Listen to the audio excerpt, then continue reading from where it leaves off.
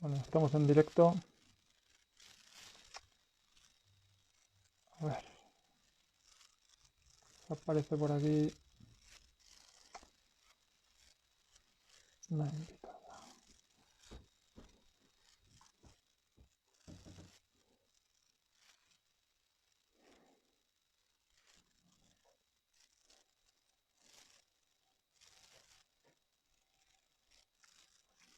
Buenas a los que estéis llegando ya.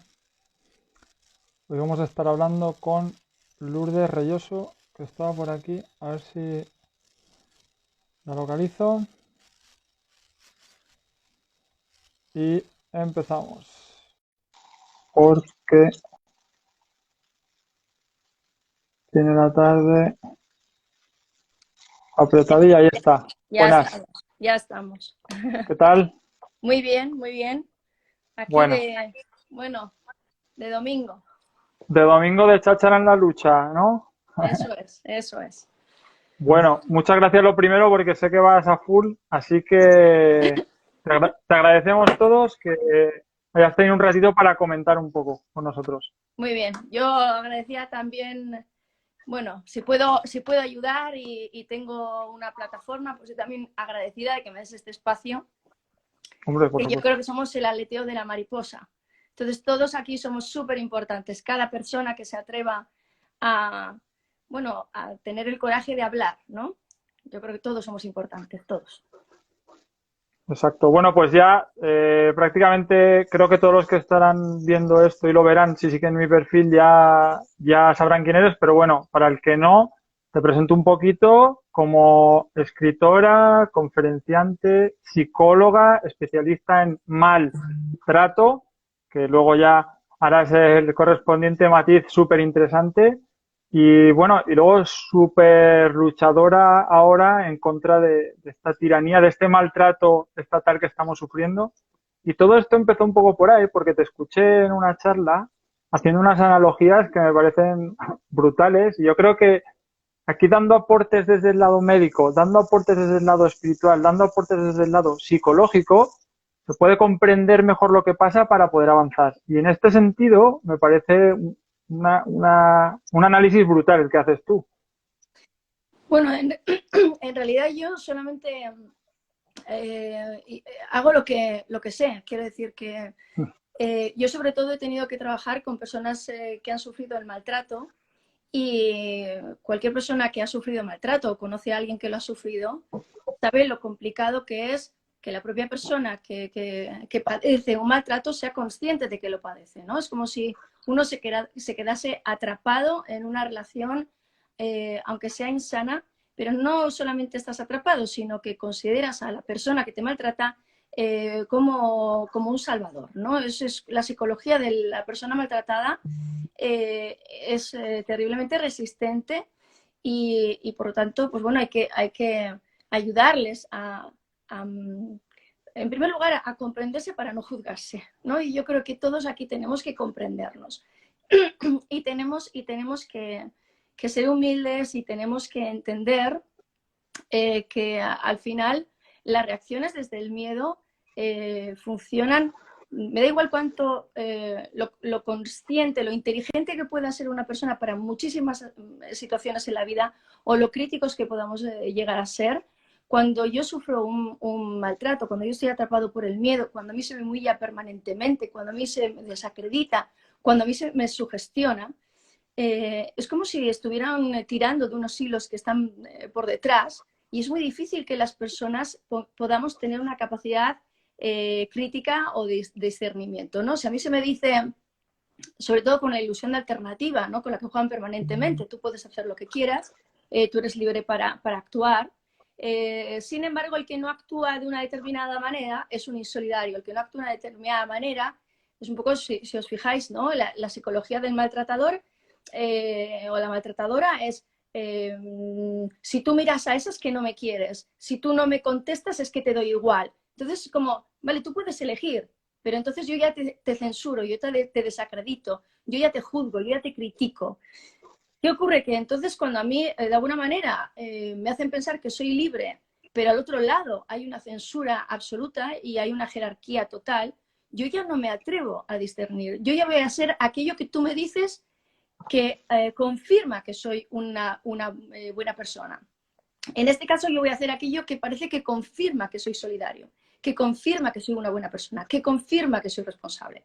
Y si yo no hago aquello que parece que confirma que soy responsable, por lo menos lo que voy a tener es muchísimo miedo a expresarme, ¿no? Voy a tener miedo a hablar, voy a tener miedo a discrepar, voy a tener miedo porque la reacción de las otras personas, que por supuesto están persuadidas en verme como alguien inferior, me van a atacar, ¿no? De alguna manera, además, yo el siguiente vídeo que quiero hacer es cómo se crean soldados, ¿no? Cómo se crean divisiones en los grupos de abajo para que se enfrenten entre ellos, ¿no? De una forma voraz.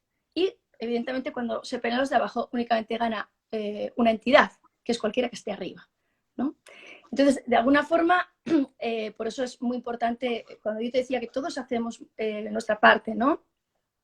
Si cualquier persona es capaz de decir, yo tengo dudas, yo no creo que sea mejor persona porque yo hago una determinada cosa, yo no creo que sea peor persona porque no haga una determinada cosa, cuando de alguna manera yo me manifiesto, yo me empodero. Y eso puede hacer que el resto de las personas tengan la capacidad de alzar la voz, simplemente de expresarse como si fuéramos libres, como si no tuviéramos miedo. Esto es muy importante. Empezar a hablar como si no tuviéramos miedo Eso. es fundamental.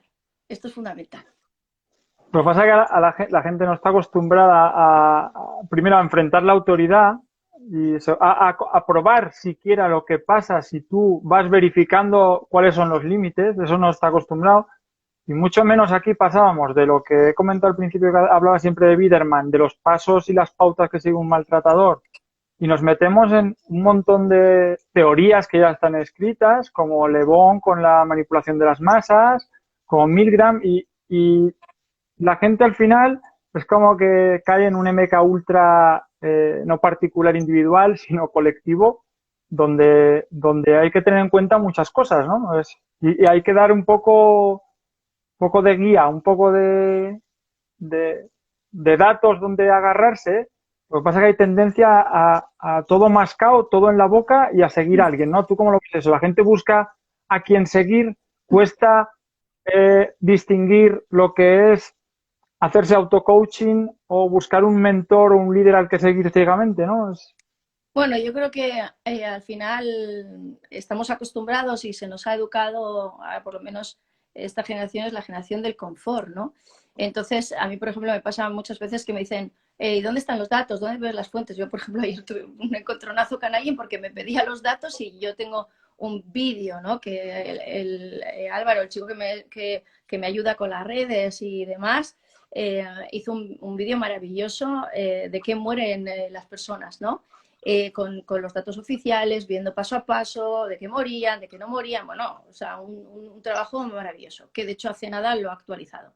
Y yo no pude darle la información porque era privado, entonces yo lo puse en las historias y dije, bueno, pues ahí está, que además me lo censuraron en Instagram y lo tuve que poner en YouTube. Quiero decir, que haces un trabajo y todavía quieren que se lo envíes. Quiero decir, que se lo envíes y si no, Eso. eres una sinvergüenza porque se puso de una determinada manera. Entonces yo lo bloqueo. Yo en cuanto alguien me falta el respeto, por supuesto, esa persona yo no lo voy a permitir, ¿no? Y entonces, pues bueno, es como... no te lo estoy pidiendo, sino que casi es una exigencia porque me tienes que demostrar, de alguna manera tienes que demostrar la inocencia, ¿no? Que yo esto lo comparo, utilizo el símil de Torquemada cuando pedía a las mujeres que se desnudaran y si él tenía una erección eran unas brujas. Es decir, me tienes que demostrar tu inocencia, ¿no? La culpa está en ti.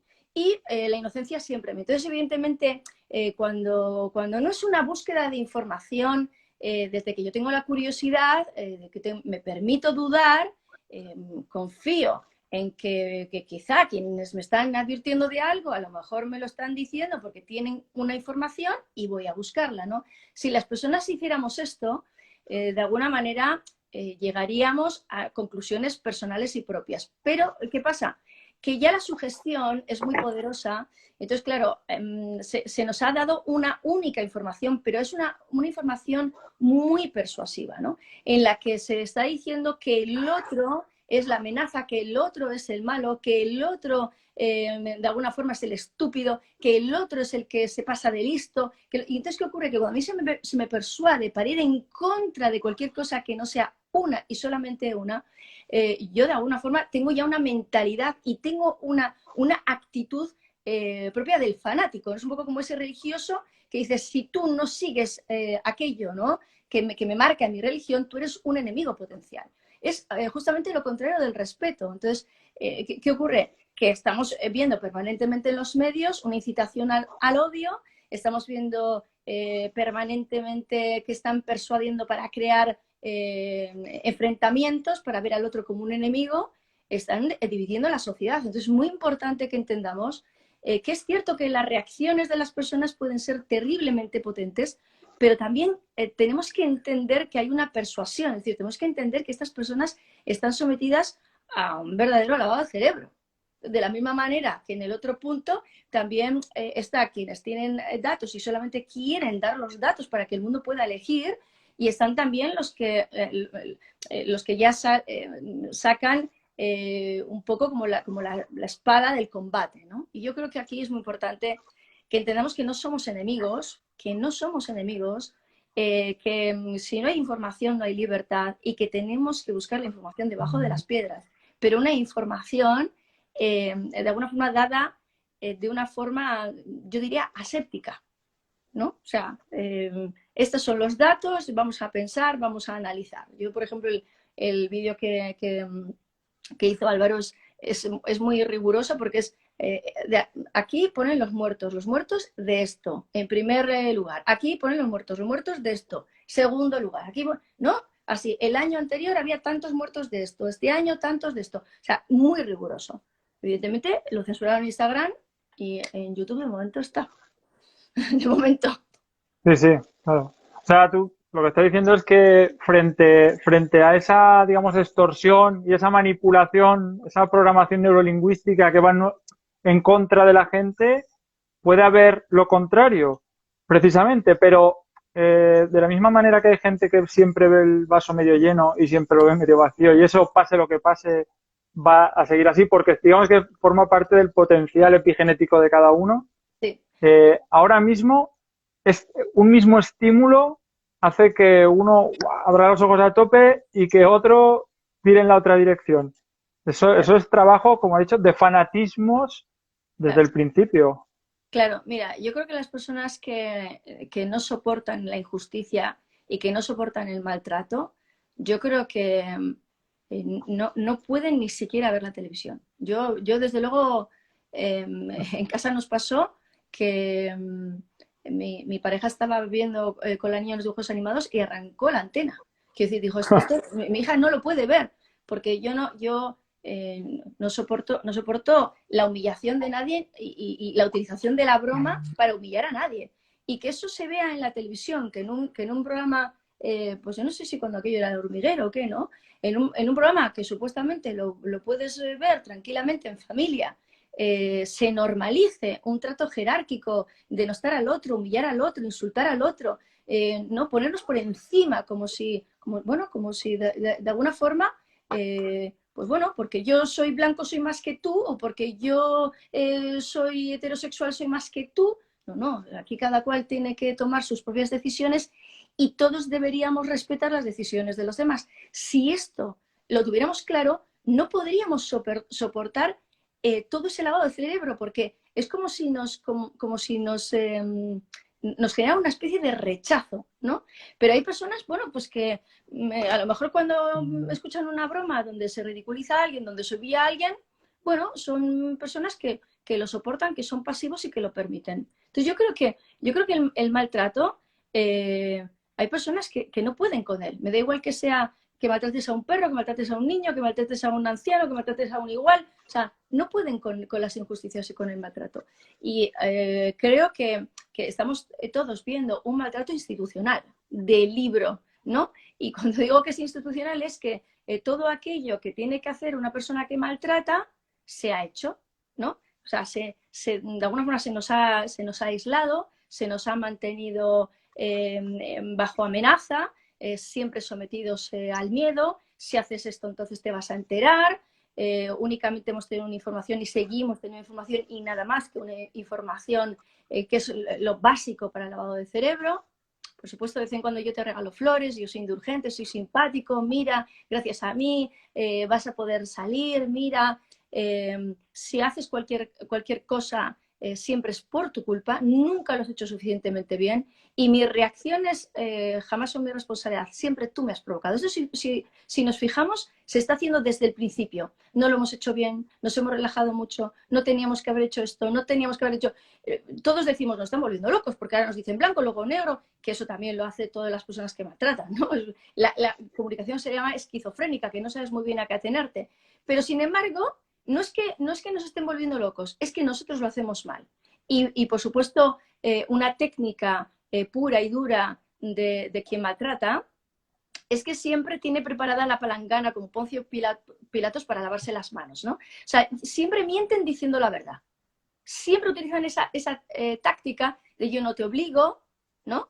Y es verdad que no te obligan. Pero yo te estoy diciendo que es un experimento, pero yo, o sea, quiero decir, si ahora le preguntaras a cualquier persona, ¿no? Por ejemplo, ¿cuál es la diferencia entre un vacunado y un no vacunado? Decir, bueno, hombre, pues el no vacunado es el que no se vacuna y el vacunado el que se vacuna.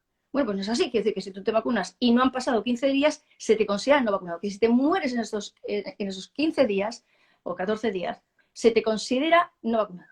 Y esto hay muchísima gente que lo desconoce, porque lógicamente ellos dicen una cosa, pero luego sus maneras son otras, ¿no? Cuando hablan de casos, dicen, la PCR, dice la OMS, no es un diagnóstico fiable, pero se sigue aplicando y cada vez que tú hablas de un positivo, la gente piensa que es un enfermo, ¿no? O, por ejemplo, siguen mintiendo diciendo la verdad porque dicen, bueno, los casos no son enfermos, pero claro, es que toda la gente lo que se imagina es un enfermo, porque la sugestión es la que hace que nosotros nos imaginemos esto así.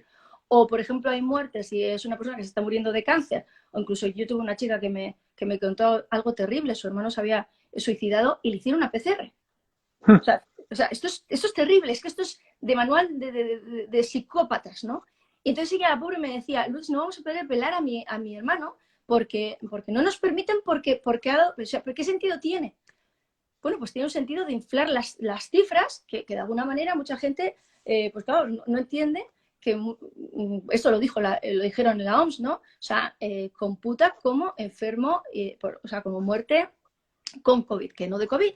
Pero, o sea, todo esto es una persuasión, todo esto es, de alguna manera, ir generando una emoción. Porque da igual que tengamos los datos, que nos los han dicho, que esto es lo terrible. O sea, los datos están, pero ¿quién conoce los datos?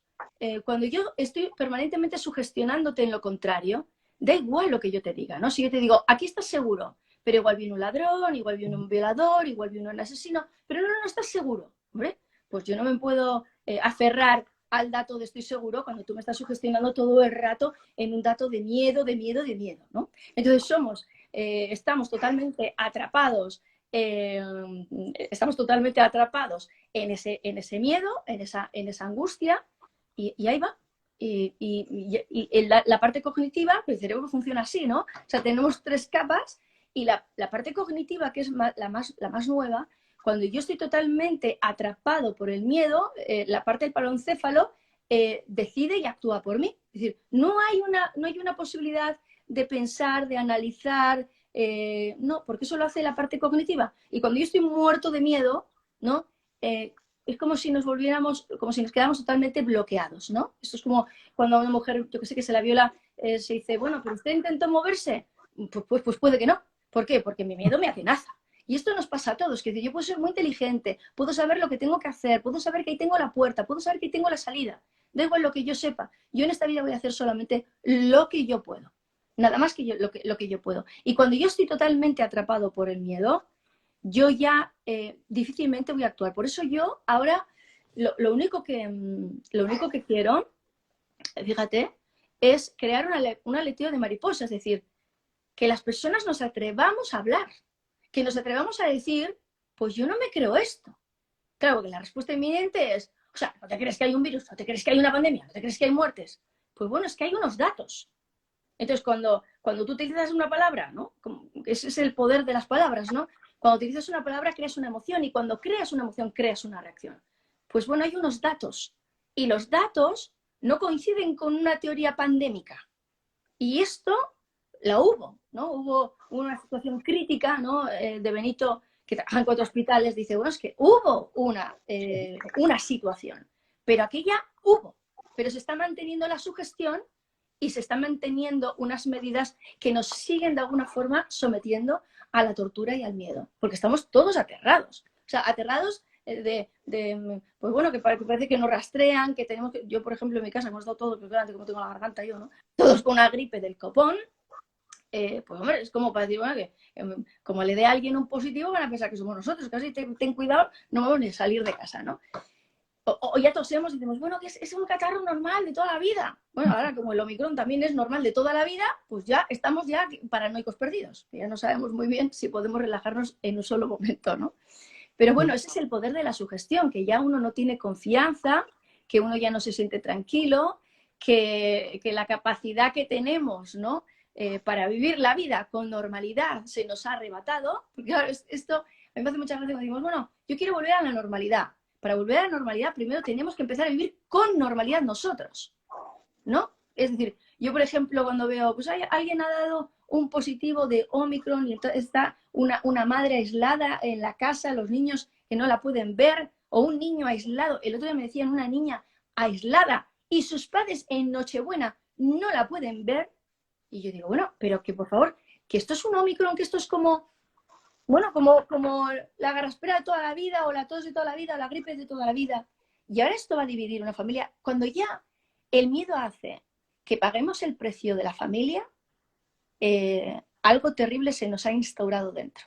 Para mí esto es como, ya no me parece que nos va a costar terriblemente recuperar la confianza personal. Nos van a tener que decir si sí podemos abrazar a nuestros hijos el día de Nochebuena, o si no podemos, si sí podemos ponerlos en la mesa o tenemos que mantenerlos en una habitación, si sí podemos abrazar a nuestros padres o no podemos hacerlo, si sí podemos enterrarles como merecen o no podemos hacer.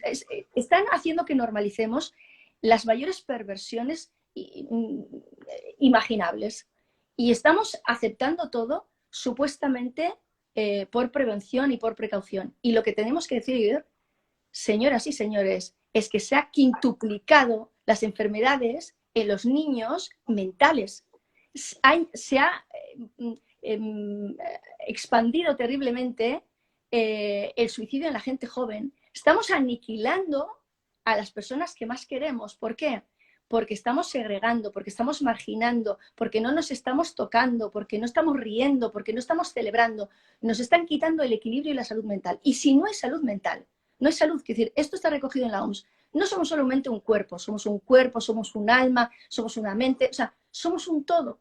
Y cuando no se nos permite aquello que nos da un mínimo equilibrio, que es estar con los nuestros, tener las emociones positivas, cuando no se nos permite esto, se nos ha arrebatado todo. Mira, ayer mi madre decía, antes de ayer, justamente vi por una mujer que decía exactamente lo mismo, que decía, si las próximas navidades son así, yo prefiero morir, me decía una abuela, ¿no? Y mi madre, bueno, estábamos todos así, y mi sobrino mayor, pues bueno, estaba también, pues bueno, con gripe, decía que se iba a hacer una PCR y tal, y decía mi madre, bueno, he hecho un rapapolvo, y dice, tú vienes aquí y si te mueres, o si me muero pero contigo, ¿no? O sea, y decía, ¿cómo que no sé? Yo si me muero, pero contigo. Y para mí, esto es un posicionamiento claro en la vida, ¿no? Podemos vivir bajo el miedo y ser unos esclavos y estar toda la vida atenazados buscando algo externo que nos dé confianza interior, pero evidentemente cuando yo busco algo exterior para sentirme seguro, jamás lo voy a encontrar. O podemos quedarnos en la duda de si nos moriremos, si nos contagiaremos, soportar nuestros miedos, pero recuperar la confianza personal que hemos perdido. Esto es lo terrible que nos han hecho, que ahora toda la confianza y ahora todo aquello que se puede o no se puede hacer parece que que hay quien nos tiene que decir desde arriba lo que sí puedes y lo que no puedes, lo que debes y lo que no debes, siempre basado en el miedo y siempre supuestamente buscando confianza y buscando seguridad. La confianza y la seguridad se tienen si soportamos las dudas y soportamos los miedos. Y cuando yo no soporto los miedos y no soporto las dudas, cuando yo tomo una medida externa que yo creo que me va a salvar, soy un hipocondríaco potencial. Esto es lo que están consiguiendo. Somos ahora un grupo de personas totalmente hipocondríacas o nosofóbicas que estamos teniendo tantísimo miedo a morir, que de la misma manera que un obsesivo compulsivo se va 100 veces las manos y nunca es suficiente, nosotros vamos a tener que inocularnos 100 veces y nunca va a ser suficiente. Porque la confianza nos la han roto en 1000 pedazos. Porque ya no soportamos el miedo y no soportamos la duda. Y ahora da igual, que decir que ya estamos preparados para sacrificar a los niños por si acaso, porque algo igual ocurre, y además nos están dignificando el sacrificio, que esto ya es lo terrible. Estamos ya sugestionados a entender que cuanto más te sacrificas, mejor eres y más responsable. Y esto de sacrificar a los niños visto como un sentido de la responsabilidad es lo más perverso que yo he visto en toda mi vida. Yo jamás he visto algo tan perverso, pero esto es lo más terrible que yo he escuchado en toda mi vida. Bueno, sí se ha visto, ¿no? Alguien que decían que era un dios que no lo era, le dijo a su hijo Abraham, le dijo, mátalo para mí. Pero esto sí se ha visto, esto es fanatismo religioso, que es al final la madre del cordero, podríamos decir. Y perdona que haga que no te quiero cortar porque estabas diciendo algo súper interesante, pero la cosa es que la gente no comprende. Llega un momento que si no hay una inteligencia, porque he dicho el miedo a la muerte. Por el miedo a la muerte, ahí es por donde nos cogen. Esto hablando otra vez que lo dijo siempre, el miedo a la salud, a falta de recursos. Esto es la biopolítica que dijo Foucault. Pero si nos vamos mucho más atrás, se necesita tener inteligencia espiritual para saber conceptos de qué es realmente la muerte, autoconocimiento y un montón de cosas que hacen mucho más fácil que todo esto tenga alguna explicación algo más lógica.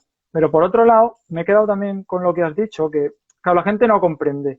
Yo hablo con mucha gente que están en el otro bando por experiencia personal, o sea, en el sentido de que no, es que mi padre tiene, es que mi madre la ha pasado, es que mi hermano, y lo más gordo de todo es que son asintomáticos, que no tiene ningún sentido. Pero bueno, cuando tú lo llevas a un ambiente, digamos, emocional, neutro, en el que asimila unas informaciones que le das sin ningún objetivo, es como que va asimilando. Pero esa capacidad de comprensión, hay gente que la tiene y hay gente que no. Tienen voluntad, pero no capacidad de comprender.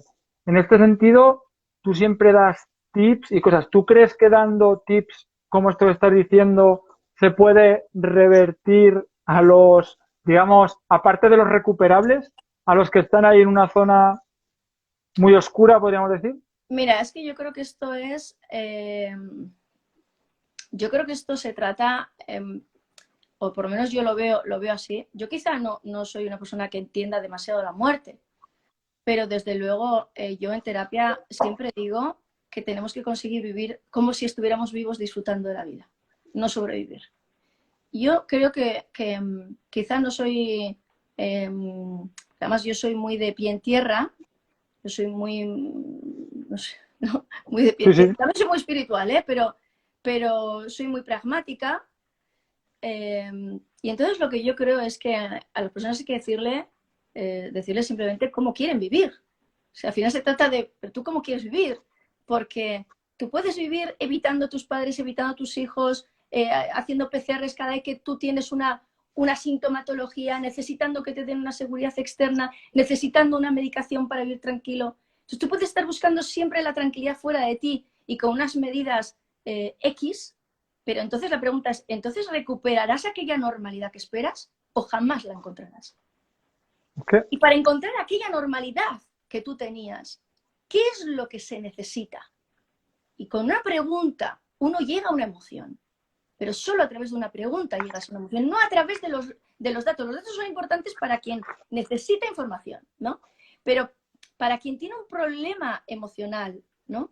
De que ya está buscando la seguridad fuera de él, se necesita la pregunta de ¿qué necesitarías para volver a tu antigua normalidad? ¿Qué tenías antes que hoy te falta? Y todo el mundo sabemos lo que nos falta y antes teníamos. Que, por ejemplo, la variante Omicron, todo el mundo sabe qué teníamos antes que ahora no tenemos. Es verdad que también hay mucha persuasión en negativo, se nos está metiendo miedo, se nos está permanentemente, ¿no? Incitando a que veamos al otro como un enemigo potencial, pero yo creo que lo que ahora no hay es confianza. Ahora tú tienes una sintomatología, ¿no? Yo he tenido esto sin voz totalmente, ¿no? Mi pareja también, pero yo a todo el mundo le digo, cuando digo, es que mi padre tuvo, y yo, mira, quizá me ha pasado solamente para que pueda decirlo. Yo antes de que entrara esta historia de la pandemia, 2019, mi pareja estuvo, un hombre fuerte y sano, 3 semanas en la UCI por una neumonía bilateral. 3 semanas en la UCI. Su abuelo murió de neumonía. Esto es así. Entonces yo digo, bueno, pero es que de neumonía ha muerto gente toda la vida. Porque es que además, como a él le pasó, pues casualidad que yo me enteré que una chica de cerca, una chica joven, había muerto de neumonía. Yo ese mismo año me fui, porque yo notaba unos síntomas y yo también tenía neumonía. Mi hermano también tuvo neumonía. ¿Por qué? Pues bueno, nos la contagiamos la neumonía, pero era una neumonía bacteriana de toda la vida de la que, por supuesto, muchísima gente se ha muerto, ¿no? Pero ¿qué es lo que ocurre? Bueno, pues que ahora todo es eso, ¿no? Que ahora hay. Y parece como que no hay nada más que esto. Entonces, ¿antes qué teníamos? Antes vivíamos con confianza, antes vivíamos soportando el miedo y soportando la duda de que claro que yo puedo ¿no? tener un problema, claro que yo me puedo contagiar de cosas, claro que yo puedo morirme, pero vivo como si estuviera vivo disfrutando de la vida. No estoy permanentemente alejándome, teniendo la sensación de que el otro puede contagiarme, teniendo la sensación de que todo puede ser un peligro. No vivo permanentemente alerta y con miedo. No, vivo soportando el miedo y la duda. Porque la diferencia que hay ahora, la diferencia entre un nosofóbico y una persona normal, no es que no le importe vivir o morir. No, no es que se le dice, bueno, ¿alguien se quiere morir mañana? Vamos a levantar la mano y decir, bueno, pues me da igual. No, no hay nadie tan idiota. Que todos decimos, oye, pues yo prefiero vivir, ¿no? Vivir y vivir bien. Entonces, ¿cuál es la diferencia? La diferencia está en que las personas que no están con todos esos protocolos, ¿no? Y todas esas medidas preventivas, de alguna manera soportan el miedo y la duda de que algo pueda pasar. Pero quien aplica medidas preventivas es como un ritual de un TOC, ¿no? Es como, me lavo las manos 100 veces por si acaso. Pero ¿qué pasa? Que el trastorno, el propio trastorno hace que cuanto más ritual preventivo utilizo, mi capacidad para soportar el miedo y la duda se va mermando cada vez más. Es decir, me voy volviendo más inseguro. Luego, por tanto, necesitaré más lavado de manos. Esa es la paradoja. Que cuanto más medidas tomo, más inseguro seré. No al contrario. Y lo curioso es que quien va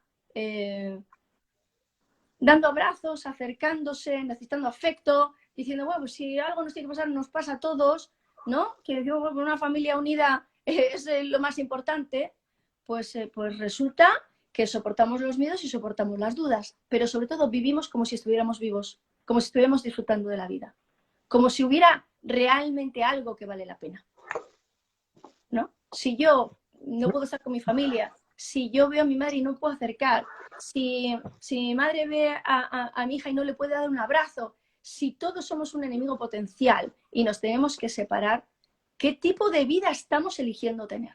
Es que esta es la pregunta. ¿Qué necesitaríamos para volver a la antigua normalidad? ¿Qué nos han arrebatado en todo este tiempo? ¿Qué nos está faltando?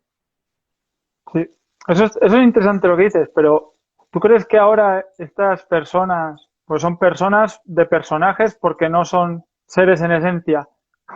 Seguro, que se han comido el cuento y las chaladuras estas de cenar en casa con la mascarilla, de no abrazar a tu madre, de no abrazar, de separar, con una desconexión tan grandísima. ¿Tú crees que antes de esto tenían esa confianza vital, esa seguridad, esa Muy alegría de buena, vivir? No, muy no, buena no, no, pregunta. no, no, Muy buena.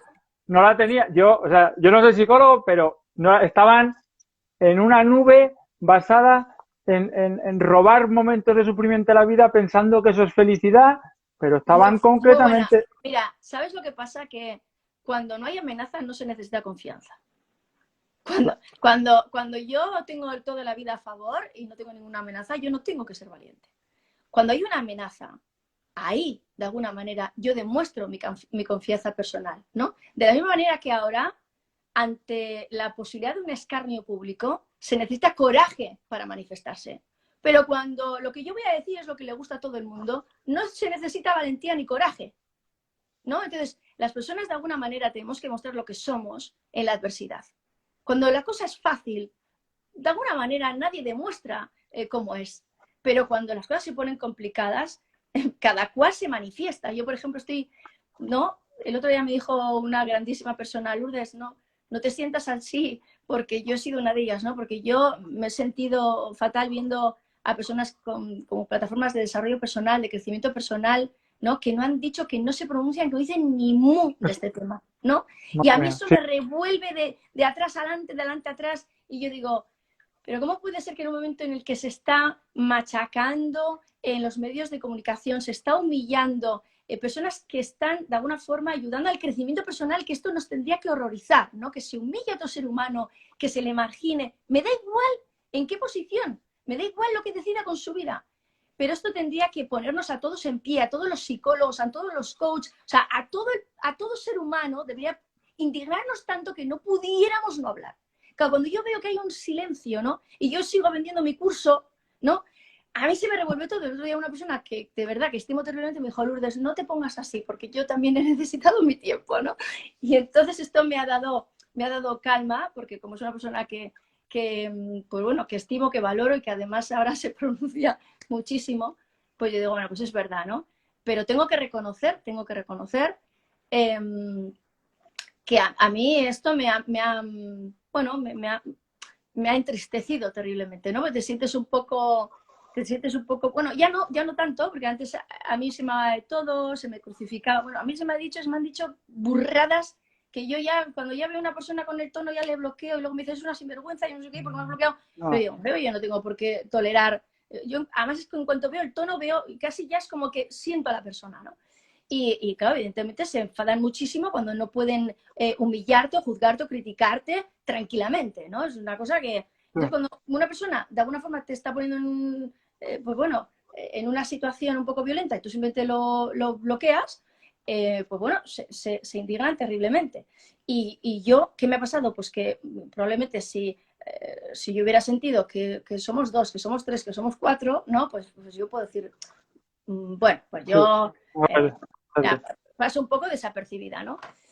Entonces, yo fíjate que hoy mismo a una persona, hablando de este tema, yo he dicho, hombre, yo creo que hay veces que tú tienes que crear un despertar y después ya simplemente cuando tú ves que hay un efecto mariposa, uno tiene que retirarse, ¿no? Que yo a lo mejor he hablado, hay un vídeo, yo me imagino que este que tú dices, que se ha hecho bastante viral porque se cortó de una entrevista que yo hice con Sandra Linares de Las Almas Despiertas, ¿no? Y Sí, ahí está la entrevista entera para todos los que lo queráis ver.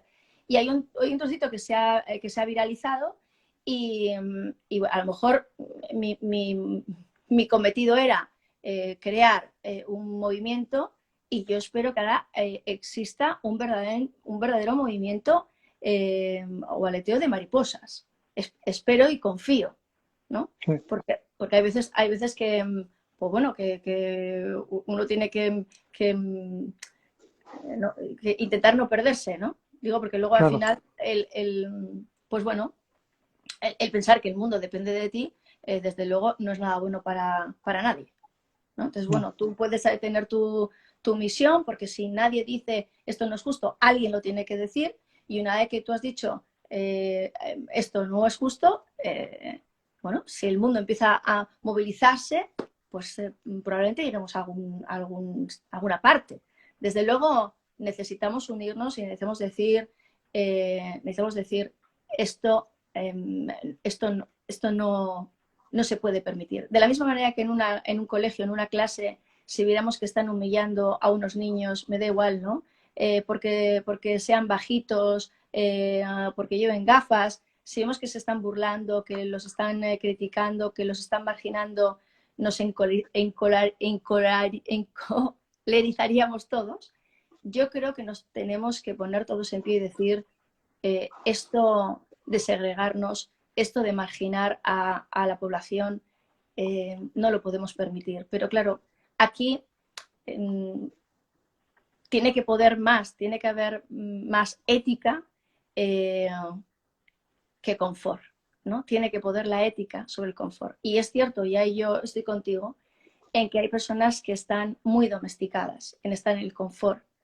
Y bueno, y es probablemente la peor esclavitud del ser humano, ¿no? Cuando nos quedamos ahí tranquilamente, conservando nuestros privilegios y hemos normalizado, porque además se nos está persuadiendo permanentemente, para que normalicemos la privación de derechos humanos de unos cuantos, ¿no? Se nos está inmunizando a ver el maltrato en los que son diferentes a nosotros. Esto ya ha pasado en la Bueno, historia, ¿no? Ya ha sí. pasado en la historia. Es que es curioso porque esto, con mi mujer lo hablamos siempre, digo, hay que ver que, no vamos a decir nombres, pero algunos que tienen grandes fundaciones de autoconocimiento que mueven muchísima gente, no dicen ni mu, porque claro, peligra el negocio. Esto es indignante, la verdad. Pero bueno, son rémoras del sistema, de la vaca sagrada, como hablen se les corta, como los presentadores de televisión, como los médicos, como toda esta basura, que les faltarán vidas para pagar lo que estén haciendo. Aparte de eso, yo, por ejemplo, o sea, tú tienes un trabajo al público, yo soy hace tiempo que digo que la mejor vacuna y la más efectiva es la que no se pone, de siempre, no de ahora, desde atrás, porque ojo, y ahora que esto que tú has dicho último, me parece más interesante, porque esto es como el chiste de mamá, que fumo porros y me drogo, y dice, no me digas, dice, no, no, que solo tabaco. Ah, bueno, pues esto es igual. Aquí se han sacado de la chistera propuestas de 30 normas absurdas, ahora te quitan 25 y te dejan 5 y tú, ay, contento porque solo son 5 pero ya te las han colado. Y eso es lo que está pasando con todo esto que se quiere normalizar, que tiene un trasfondo muy oscuro y muy siniestro, que es a dónde pretenden plantear ir, pero que para nada va a ser lo mismo. Así que siempre damos coherencia en el aleteo de la mariposa, ¿no? Tú más en redes tienes más alcance y otros a lo mejor desde el poco a poco, desde la calle, ¿no? Desde las Sí. relaciones. Yo pienso que, fíjate, tenemos, por lo menos yo pienso que tenemos que dejar ese papel de tratar de buscar la aprobación de los demás y que los demás vean lo que nosotros vemos. Cuando yo busco la aprobación del otro, cuando yo busco que el otro considere que mis datos tienen rigor, que lo que yo digo no lo digo porque sea un estúpido ni un absurdo, yo estoy buscando ser aprobado por los demás. Y uno tiene que ser su propio juez. Si yo considero que lo que yo hago lo hago de una forma responsable, yo no tengo que buscar que los demás me aprueben. Y yo creo que eso además está favoreciendo una jerarquía que tenemos que abandonar. Es decir, yo me respeto a mí mismo y yo me posiciono y soy capaz de decir cuál es mi posicionamiento y exijo respeto igual que yo te respeto a ti. Y vamos a ver si somos capaces de no entrar en esa batalla en la que, como yo intento que tú me apruebes y tú me desacreditas, yo me enfado, me frustro y entonces yo te desacredito a ti. Porque esa es la división que de alguna manera nos va a perjudicar a todos, excepto a los que están arriba. O sea, tenemos que empezar a decir, bueno, yo he tomado una decisión y entiendo que solamente te puedo exigir respeto de la misma manera que me exijo respetarte y a partir de ahí podemos todos convivir. Pero cuando empezamos con las jerarquías, ¿no? A ver quién es más listo, a ver quién es más inteligente, a ver quién es... ya vamos por mal camino, porque cada cual es verdad que necesita sus tiempos y cada cual es verdad que tiene sus recursos y sus fortalezas y sus debilidades. Y yo creo que aquí, aunque a veces nos frustremos, tenemos que tratar de, ¿no? de calmarnos, de serenarnos, de ser pues bueno, indulgentes, todos tenemos nuestras debilidades, todos tenemos nuestras fortalezas y, y no podemos entrar en batallas. Yo aquí siempre digo que la mejor estrategia es la de Sun Tzu. Tenemos que vencer sin combatir. Yo creo que vamos a vencer si aprendemos a respetarnos. Si aprendemos a respetarnos a nosotros mismos y a los demás. Porque es cierto, y ahí desde luego no me cabe ninguna duda, que cuando aceptamos una medida en la que para ser libre yo tengo que estar demostrando mi salud, para mí es exactamente lo mismo que hacía Torquemada, ¿no? Y creo que esto es una falta de amor propio terrible.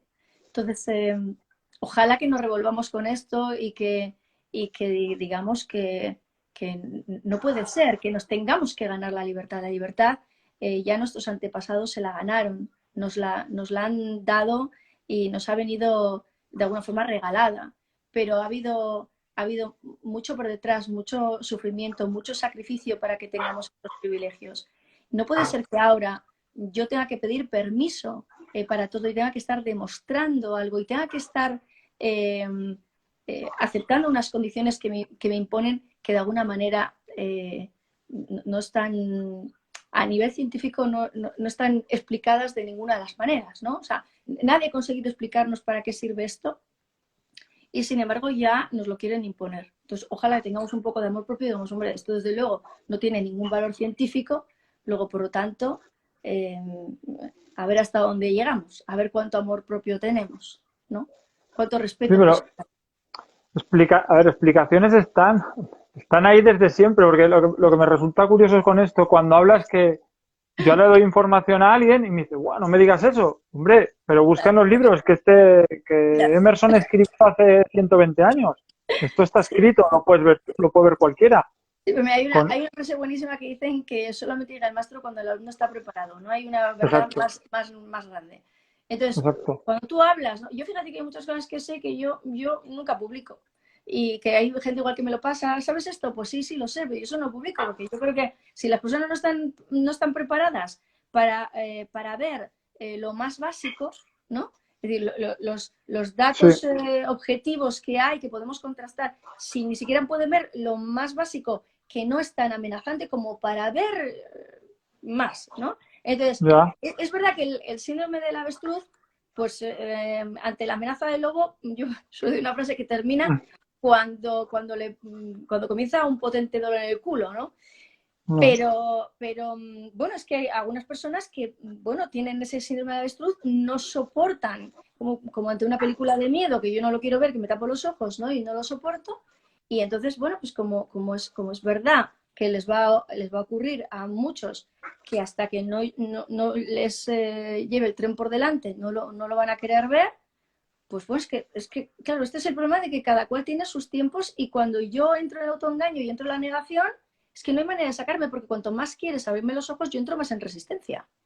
Y entonces sí, tenemos que entender que es que no funciona que yo te dé unos datos. Si tú estás ¿no? en la negación porque no puedes con esa emoción que te genera, cuantos más datos te dé, lo único que voy a generar es que tú huyas de mí, ¿no? Nada más. sí, sí, sí. No vas a venir a decirme, oye, dame datos que el otro día me dijiste una cosa muy interesante que a lo mejor... No. Tú me estás dando unos datos que me asustan y yo no quiero verlo, luego por lo tanto es que, vamos, voy a huir de ti, porque es que me vas a asustar y me vas a dar miedo.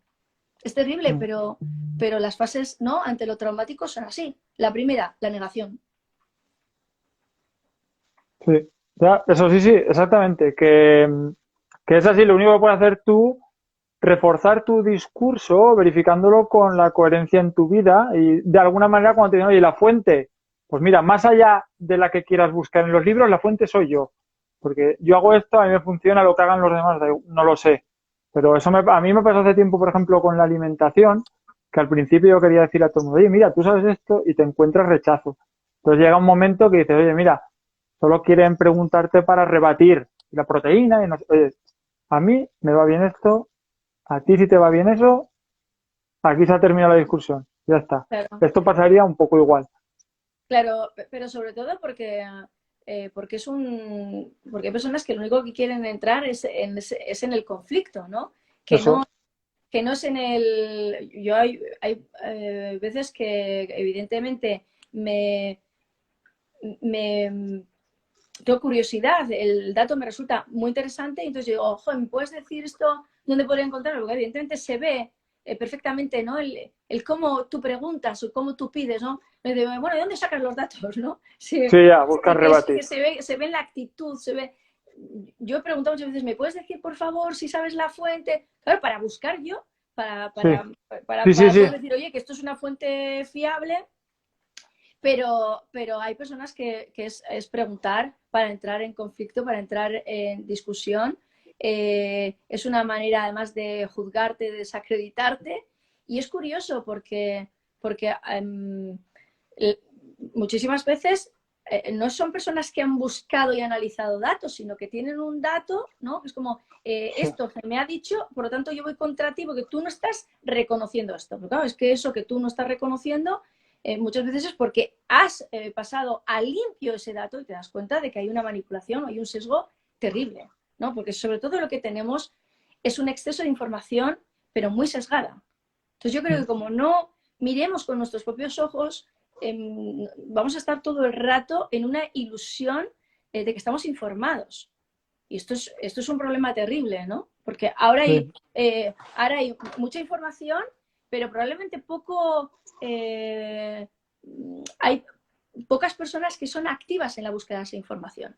Y es muy importante que cada cual sea activo en la búsqueda de esa información.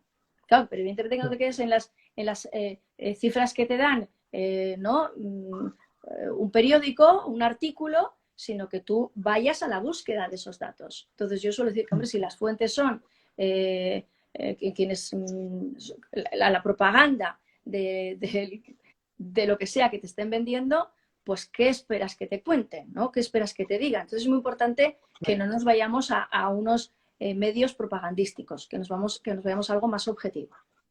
Vale. Oye, como creo que vas justa de tiempo porque tienes ahora otro directo también Sí, y le hemos dado creo que un buen meneo un poco a todo el tema que hay actual, me gustaría que hablaras un poco, porque has desarrollado el método ritmo, sí. igual que unas cuantas preguntas o tips para darte cuenta si estás en una situación tóxica o de maltrato, que no es maltrato seguido. Entonces, si podrías dejar ahí unos flecos para que cualquiera que nos esté escuchando y no lo sepa pueda seguirte, se pueda informar, porque esto sería de alguna manera unos mecanismos, unos tips para el que tiene voluntad pero no tiene comprensión, que empezando a aparecer pueda ser, ¿no? Y pueda... Eso es. Mira, yo en el libro lo que digo es que cuando las personas estamos sometidas a una situación de maltrato, sentimos muchísima angustia, tenemos minada la autoestima, perdemos la confianza y sobre todo lo que tenemos en nuestra cabeza son muchísimas dudas, ¿no? Y si estoy equivocada, eh, dejo a esta persona, no la dejo, me voy de este trabajo, no me voy, por ejemplo, hablo o me callo, pero la base es que tenemos como esa oscilación de no saber muy bien hacia dónde ir porque somos todo dudas, estamos como todo el rato deshojando la margarita. ¿Qué ocurre? Que lo que hay por detrás de este no me posiciono es muchísimo miedo. ¿Y si hablo y me dejan de hablar? ¿Y si digo lo que yo pienso y me rechazan? ¿Y si yo me expreso con libertad y me humillan? Entonces, ¿qué ocurre? Que cuando yo sufro una situación de maltrato, yo no soy libre, no me expreso tal y como yo soy, no tengo la sensación de estar con personas que me van a respetar, estoy bajo amenaza. Entonces, lo siguiente que yo tengo que hacer es plantearme que yo puedo caer en la tentación de callarme, de disimular, de no ser yo, y entonces me quedo atrapado en una situación de maltrato, o yo puedo tener una capacidad de ser tenaz en mi necesidad de ser yo mismo o yo misma, ¿no? Ese paso adelante de, bueno, puedo callarme, puedo caer en la tentación de lavarme las manos, de negar 3 veces, de dar el beso que de alguna forma lleva a mi propia autoestima al sacrificio, o puedo ser yo y ser tenaz en trabajar por y para mí y salvar mi amor propio. Y lo siguiente, yo si te fijas, el método ritmo va por la O de la oscilación, la M del miedo, la T de la tentación o de la tenacidad. Luego yo puedo estar en la insatisfacción. es que estoy mal, es que fíjate, es que no puedo ser yo, es que me humillan, es que fíjate cómo hablan. Y yo puedo estar todo el rato en la insatisfacción, o yo puedo implicarme en que hay algo que no es justo, que no está bien, que no me hace bien, y yo puedo implicarme en esa responsabilidad, la máxima responsabilidad de un ser humano, que es su propio bienestar personal. Decía Ana Frank que una conciencia tranquila es una fortaleza, y es muy importante que yo me implique en mi propia fortaleza, en que mi conciencia esté tranquila para que yo pueda sentirme realmente bien. Y lo último es la R de la renuncia, porque siempre el método de ritmo empieza al revés, ¿no? Que es lo más duro. Yo tengo que renunciar, a lo mejor tengo que renunciar a un puesto de trabajo, como una chica que yo he tenido en la consulta francesa que tuvo que dejar el hospital en el que trabajaba por no inocularse. A lo mejor yo tengo que abandonar el grupo de amigos o amigas porque me humillan o porque me rechazan. A lo mejor tengo que renunciar, a lo mejor me tengo que ir a otro lugar o a otro espacio. Quizá tenga que renunciar y tenga que decantar todo ese dolor de la renuncia, eh, porque